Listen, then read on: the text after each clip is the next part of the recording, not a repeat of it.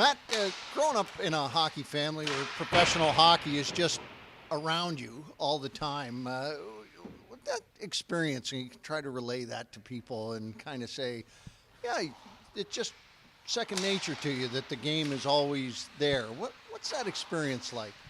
Yeah, definitely fortunate that way with, a lot of people with experience to lean on, whether it was my grandfather or my dad, all my uncles, family reunions were pretty fun in that sense. Just, I didn't have a whole lot to bring to the conversations. There's a lot of listening.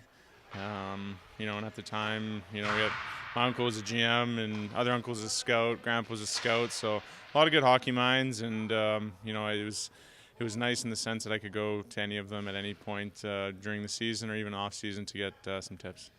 You see a little bit of difference in the ages between you and your brother, and just what what more that would have brought to him as everyone got just a little bit older.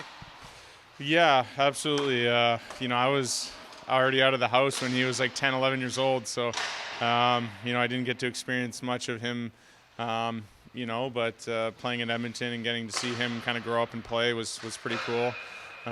He's just starting his pro hockey career, and I got a couple of years ahead of him. So no, it's good. He's doing well, and I'm happy for him.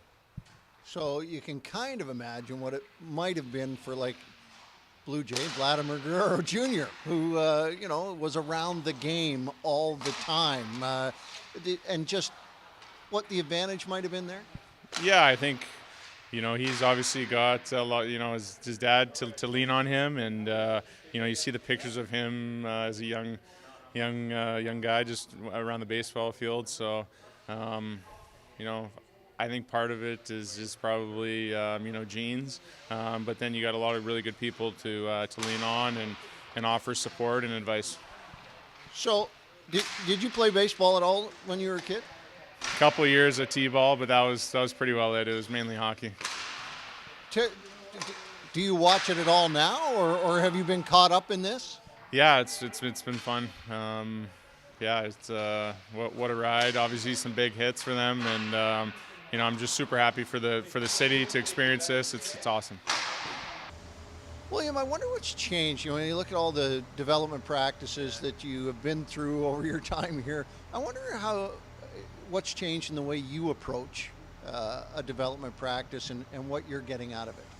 I think that's actually a really good question. I think especially early on in the season when we don't play a lot of games during the week, practice can be sometimes a lot, like mentally and stuff like that. And I think to have a day like today where we spend 30 minutes on just development ice and working on position stuff, I think it's been awesome. It kind of makes you try new things, makes you can get your mind away from systems and all like that, and work on really your personal game. And I think for me, I'm just trying to use that time to sometimes build some confidence or just try some new movements, new techniques that could potentially help me in the game. And a day that today was really fun. So it's fun to have the time early in the season to work on that. And like you mentioned, I've been here it's my fourth season now, and it's pretty much the same development staff that I'm working with, so we build great relationships, so it's a lot of fun.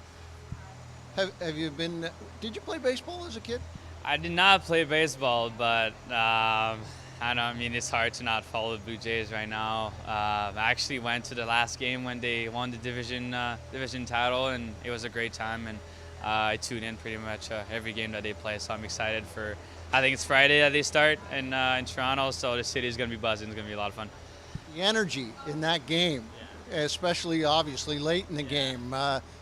Tell me about that crowd and about that experience. Well, for me, I just feel that I saw everything that I needed to need. I saw a grand slam. I saw a couple home runs. I saw a lot of it. It was awesome. Obviously, the crowd was really into it, being the last game of the season. So, I love going to Jays. The prices are a little crazy right now. They're good at the game, so probably just going to watch it on TV. But, it's just, you can feel it in the city, the energy and stuff like that. So, you feel you're part of it a little bit living here. So, no, it's been awesome.